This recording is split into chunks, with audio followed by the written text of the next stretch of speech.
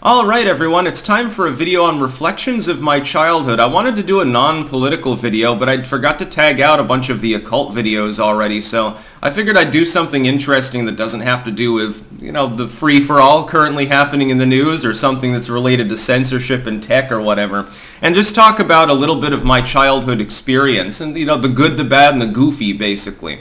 Lots of good. The only really bad thing, of course, was growing up poor. It does kind of suck, although upon further reflection, I was thinking about it. I come from the last generation that grew up, at least in their early life, without home internet. And cell phones and all that shit. That happens later. So the first, 7-8 years of my life was effectively tech-free. And it was, and especially when you're living in a small village called Woodstock, where they still used at that time typewriter-style cashiers. They didn't even have digital checkouts, I think, until the 2010s at Gillingham's, for example. And the only place that had a monitor on it in the whole town, town being a loosely employed term for a village the size of Woodstock, I think was the Grand Union that was there. Later on, it was a rotating cast of other stores because it never, I guess, turned a profit. Anyway, being born poor, yeah, it sucks at times. Certainly, you don't necessarily get the all-beef hot dogs, etc. Things can be a bit more spare. You don't always get the Lego set that you wanted. Parents can't afford it. Overall, though, my parents were always fairly kind and sort of with it, and I wouldn't say doting, I wasn't a spoiled child necessarily, but attendant. Encouraging especially, science. That was one of the big things, especially when I was, maybe 9 through 12 or 13. I went through especially a phase then where I was obsessed with science, and they got me, the video scope, and I had a microscope, and a cloud charts, and all that stuff, chemistry set. I had a great time. It was definitely fun. And of course, my favorite toy, Legos. Those were my favorite.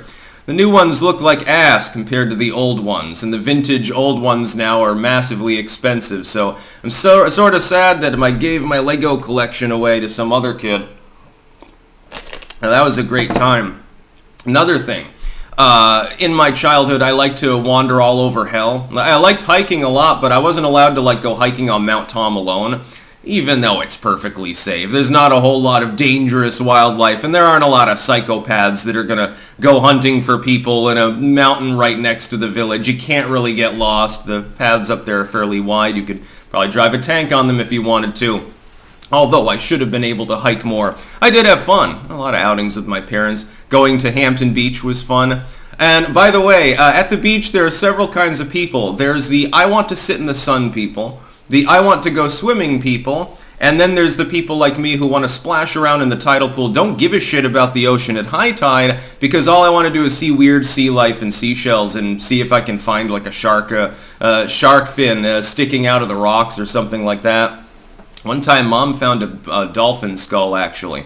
Although it might have been some similar species. I'm not 100% sure, but we're pretty sure it's a dolphin skull. Yeah, some of the fun from my childhood. And there were tough times, of course, too. When you are in the lower class, when your dad has a fight at work. He worked at a place called the Mountain Creamery, actually, in Woodstock. As a chef, he was the head chef.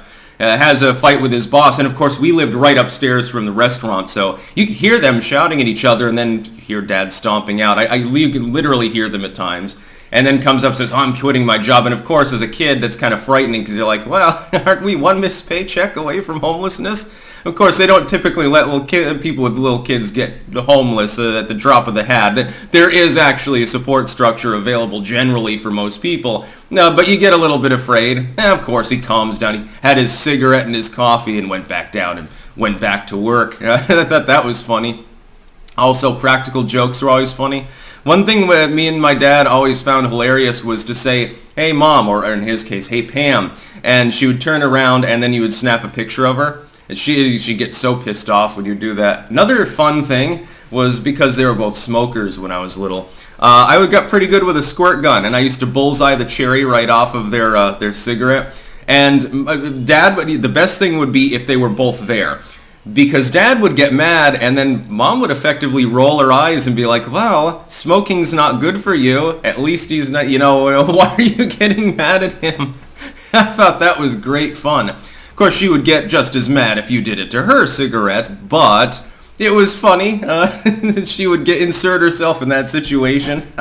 So you wouldn't get like a spanking or something like that. It's just a cigarette. You're not supposed to be smoking them anyway, old man. And Dad's a funny dude. He'd always make weird noises and shit. He had one that he would say, "Hingy wingy," just randomly, and yeah, for some reason I thought that was uproarious as a kid. Won't even get started about his crackerjack dentist adventures. That's more of his personal business, so I won't get into that, but it's one for the ages. I'll have to ask him if I can tell that story at some point, or get him on a video in the future. He can tell it. Lots and lots of fun foibles as a kid. And of course, getting older, we went to Rutland. That's when I started high school. 2 days before I was slated to start high school, we had to move everything from Woodstock to Rutland in multiple trips, by the way. And then I get like 2 nights of sleep, and then I have to go to an entirely unfamiliar surrounding. It's a little bit stressful, but Mill River does it better than Woodstock school system, I assure you. And then all of a sudden, I spent the rest of my childhood hiking constantly, as I would always do my homework at school.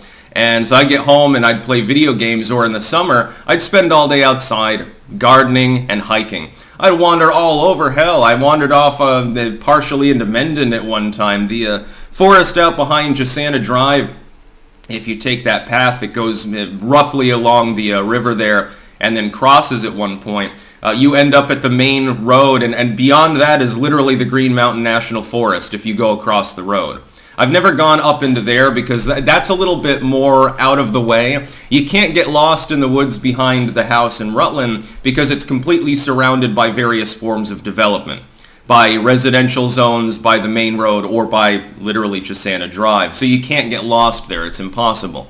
It seems bigger than it is, especially when you're younger. You know, you still get everything fresh in your mind and you're wandering around for hours and hours. It feels like, you know, time gets kind of screwy, and I'd be mushrooming all summer. Usually didn't eat them, unless I was absolutely sure that they were edible. You'll notice I was fairly scientific and outdoor-minded as a kid. I still retained that, although here, there's not a whole lot of room to roam in the Netherlands. Like, there's no mountain to hike up, for example. Mountains were not invented by the Dutch. They invented windmills and stuff like that, but they failed to create a mountain. They should do what the Babylonians did with the Hanging Gardens and just build a ziggurat or something like that, just for show. Hey, you got the money. Half the world's banking system apparently has moved to your country. Why don't you build a ziggurat? That would increase tourism.